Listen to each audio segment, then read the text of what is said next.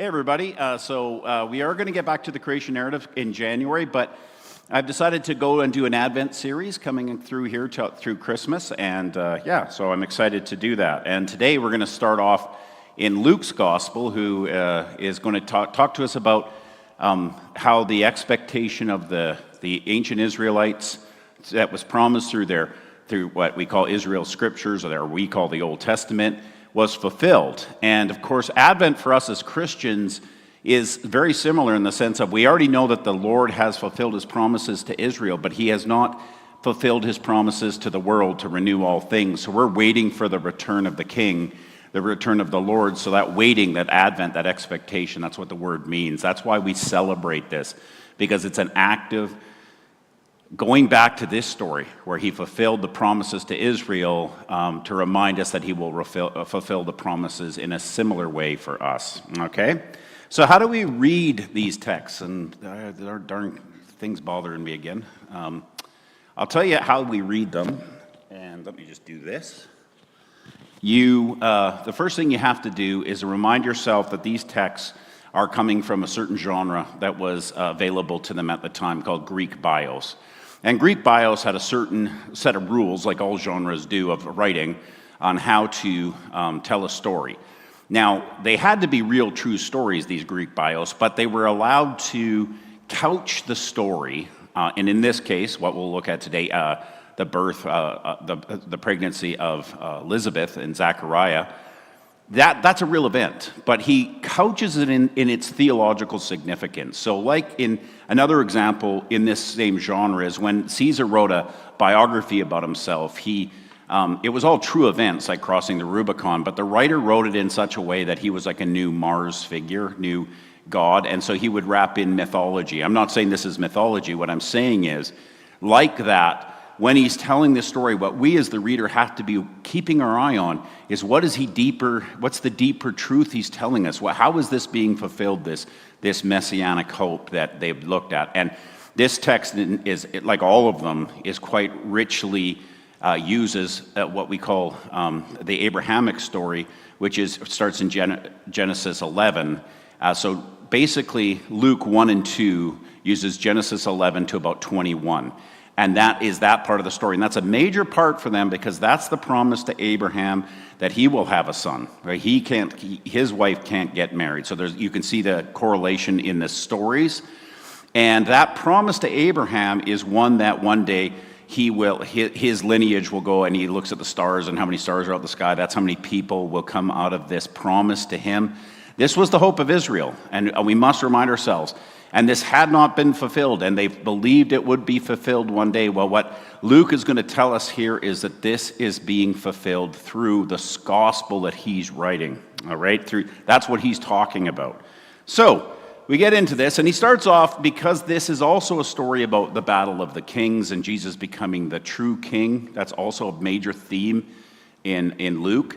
In the days of Herod, king of Judah, he lays off the false king to start, and he'll end off with the true king who gets his crown, of course, unfortunately on the cross, but that's where he will be inaugurated and become the king that's been promised. So, king of Judea, there was a priest named Zechariah of the division of Abijah, I don't know how to say that, and he had a wife from the daughters of Aaron, and her name was Elizabeth. So now, the thing you have to remind yourself about priests could be quite high up in the social order. There's also tons of priests in Israel, and some of them were as low as the marketplace people. They were never like the unclean, but they were not, most of them, vast majority, were not seen as significant people, all right, in the social order. And they were both righteous before God. Why does he start off with this? Well, this is our first connection. So in the Genesis account that Luke is referencing here, he's referencing something called the Septuagint, the Greek version of the Old Testament, because he's writing this predominantly to people who would have read Greek. And these words, you have to look at them. This righteous before God were used word for word by what happened to Abraham when he believed he could have a child. This is what Paul's going to talk about in Romans about our own righteousness because we believe in this God that does these things. They were both righteous before God does not mean they were perfect. It means that God had declared righteousness upon them. They were walking blameless in all the commandments and the statutes of the Lord. That means not that they were perfect again, but that when they did sin, they had done all of the right actions in the temple to deal with their sin. There was a temporary dealing with sin, and that means they were walking in the right way. So it's not that they're perfect, but they're doing the right thing as it commanded to them through the Torah. But they had no child because Elizabeth was barren and both were advanced in years. Now you obviously have to understand here, this is almost word for word what happens in Genesis. So you get to Genesis 11:30. Now Sarah was barren, she had no child. So we have the same language being used. This is Abraham's wife. And back in Sarah's day, there's no evidence that this was seen as a curse, but it certainly is a curse by the time of Elizabeth. And that would make your neighbors look down upon you. If you couldn't have a child in that culture because of what Torah said as it being part of a curse on the people, that they could not have fertility, undoubtedly she was lower in the social order, and she would have been looked upon by her peers with suspicion because of that. That's just how that culture worked. All right. Now, while he was serving, Zechariah, as priest before God when his division was on duty. They would do this twice a year. There were so many priests, they would come in twice a year for 1 week, and they would do everything from cleaning the toilets to using the incense right beside the Holy of Holies. And these duties were, yes, just like today, they were seen as socially hierarchical. And so how did you choose that? Well, we're going to find out they cast lots. And if somebody got the lot to give the incense to the Holy of Holies, which was to do the prayers for the people, that was the high point. All right, so according to the custom of the priesthood, he was chosen by lot to enter the temple of the Lord and burn incense. This is his best day. Many priests didn't even get to do this, but on his day, Zechariah is looked upon by his peers as blessed. Now remember, he would have been called in suspicion because he didn't have children. But now they can't deny that by lot, he gets to go in to this area that's right by the Holy of Holies, this place where you had to be quite clean to go. And the Lord, this idea about the Lord choosing was because he knew who was clean and who wasn't, is as they understood it.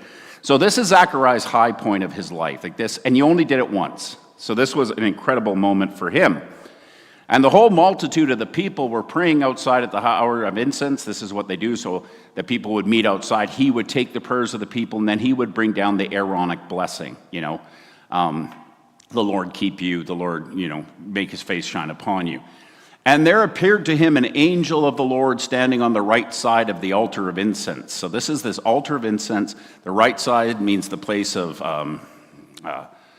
what's the word I'm looking for? Predominance, power, virtue. So he's sitting at the right side of this altar of incense. The incense is symbolic of the prayers of the people going up. And all of a sudden the angel comes here. And it says, Zechariah was troubled when he saw him, and fear fell upon him. Now, all of this language is being used very intentionally because what we're going to see is he's pointing back to when God gives the promise to Abraham about his child, okay? Because this angel's going to. And very much, this angel of the Lord is the vocal, it's an epiphany in the sense of they didn't discern, this angel. When the angel came in the name of the Lord, he was the Lord. That's how they saw it, because he was bringing the word of the Lord. And so when you'll notice in the Old Testament, this language of God and angels is often mixed up. It's not because God was an angel, but because when the angel came, he represented the Lord. So the fear of the Lord should, and it was right that Zechariah would have this fear fall upon him. But the angel said to him, "Do not be afraid." This is word for word what God says to Abraham. "Zechariah, for your prayer has been heard, and your wife Elizabeth will bear you a son, and you shall call his name John," or God is gracious. All names are important. They have meaning to the Jewish people, and it's that God is being gracious in this act. So what we're seeing here is he's actually praying for the people, and what's happening is they saying that your prayer has been heard, and it will be symbolically shown because he will bear a son, Elizabeth. So this promise is being fulfilled. This promise that happened to Abraham is now going to be fulfilled.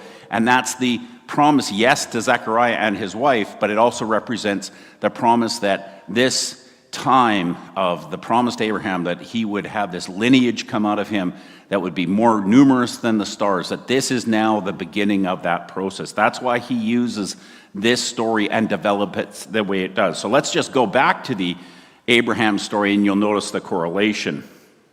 After these things, the word of the Lord came to Abraham in a vision. Fear not, Abraham. Right there, you got that whole thing, the fear not. I am your shield, your reward shall be great. There's the promise. But Abraham said, O Lord God, what will you give me, for I continue childless, and the heir of my house is Eliezer of Damascus. And Abraham said, Behold, you have given me no offspring, and a member of my household shall be my heir. So you've got the same situation here into the original. Okay, that's the correlation. And behold, the word of the Lord said, This man shall not be your, for this your very own son shall be your heir. So the promise to Zechariah is the promise from Abraham. But it's a bigger promise than you just get to have a kid.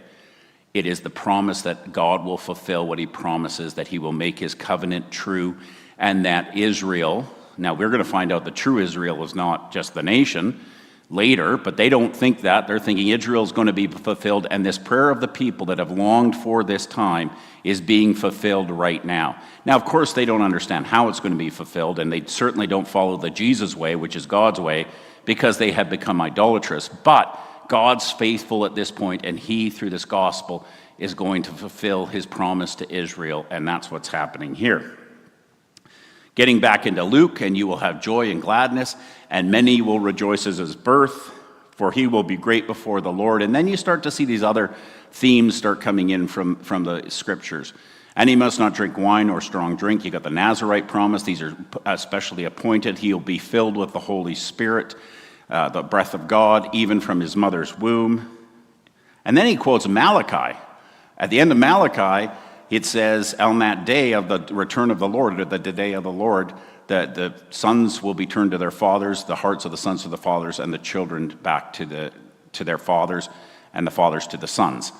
He goes here and he says, and he will turn many of the children of Israel to the Lord their God. So it's an interesting thing that he does there. Oh, maybe I'm a little ahead of myself. Nope, that's right. All right. And he will go before him in the spirit and the power of Elijah. Now you've got the promise of Isaiah of the new Exodus. So you've got the original promise to Abraham. You've got the day of the Lord is coming by quoting Malachi. Now he's quoting Isaiah 40, the new Exodus. So this is all wrapped up because it's one fulfilling promise that God will use his people, and he will turn good for them, and they will become a kingdom. To turn the hearts of the fathers to the children. Sorry, that's where the Malachi part is. I did get a little confused there. And but he only quotes that half. There's a lot of dispute on that. I won't get into it. And the disobedient to the wisdom of the just. Again, going back to the Old Testament text. To make ready for the Lord a people prepared. So there you've got Isaiah 43. So what's happening here in this moment is this angel who comes out of Daniel is saying that the promise is going to come to Abraham through Ezekiel. And what's going to happen now is that all these promises of the Old Testament are going to be fulfilled through this birth that they've been waiting for. This deliverance of Israel is going to come. The promises are going to come. The new Exodus is going to come. That's what he's doing by quoting all of these things. So and we'll keep going. And so Zechariah then says to the angel, he asks the same question that Abraham does, but the difference is, why does he get judged for this? Well, Abraham had no idea how this would work because it had never happened before. Zechariah is praying in the temple dedicated to the stories of Abraham, where this has already happened. So he should already believe this. How shall I know this? For I am an old man, and my wife has advanced his years. He says, again, a correlation to the question of Abraham. But he should have known better because he's up there praying for the people and invested in these scriptures. All right, and the angel answered him, I am Gabriel. That's Daniel 9 and 8. So these are the promises that of those texts coming alive. I stand in the presence of God, and I was sent to speak to you and to bring you this good news, the good news being the deliverance of the people of Israel. And behold, you will be silent and unable to speak until that day, because the day that these things take place, because you do not believe my words. So this is the judgment part, and a lack of faith makes people mute. Because, again, remind yourself this, that in their world they believed that we were image bearers of the God we believed in. And if you were mute or blind or deaf, you were like the false gods, because they could not see, hear, or speak. Because he doesn't believe in this living God, at least he's doubting it. This will be the judgment that he is mute. In other words, he can't speak the words of God because he doesn't believe in what the God is saying, all right? Which will be fulfilled in their time. Good news is he will get his voice back.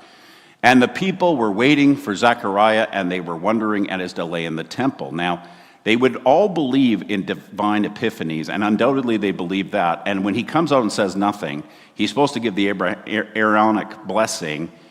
When he doesn't, they clearly see. What I think's funny is this part. And he came out and he was unable to speak to them, and they realized that he had seen a vision in the temple, so they're now really wanting to know. And he kept making signs to them and remaining mute. And I can only imagine him trying to explain things with his hands. I don't know. It's probably looked like a third base coach telling him to steal. I don't know. But anyways, it creates quite a picture of this situation. But because he is mute now, he can't proclaim the good news to the people. What's going to be this is going to be a continuous judgment, is that people will not believe in the God that comes in Jesus Christ, and thus they will not be able to proclaim the good news until finally, of course, the Holy Spirit fills us, and then we become believers in this kind of God. Then we will be able to speak. So you're going to see that bigger theme in Acts. Luke writes Acts as well. So that's the main part of that. And when his time of service was ended, he was sent to his home. That's it. That's the end of the story. It's kind of anticlimactic. You have the highest point of his day as the most incredible promise being fulfilled, but because he doesn't believe, and that's part of the story, he ends up being basically kind of his worst day. All right. So after these days, his wife Elizabeth conceived, and for 5 months she kept herself hidden, saying, and we don't know why she kept herself hidden. That's not the normal practice, so maybe she was afraid. I don't know. Saying, "Thus the Lord has done for me in the days when he looked on me to take away my reproach from among my people." She becomes the blessed one, the one that was cursed. And that's the fruit of what's going to happen in this promise. The lowly are going to be lifted up. And that's a major theme in Luke's. And Elizabeth starts us on that path as the first person that's going to be lifted up out of the dust through this promise of this God who's going to fulfill his promise to Abraham. He's going to fulfill his promise through Isaiah and Malachi. We went through that in Mark.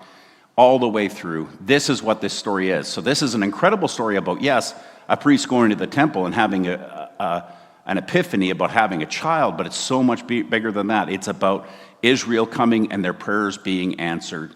And unfortunately, he represents Israel in the sense of he doesn't believe in the story. And that will be written throughout Luke, and that's where the judgment comes, unfortunately.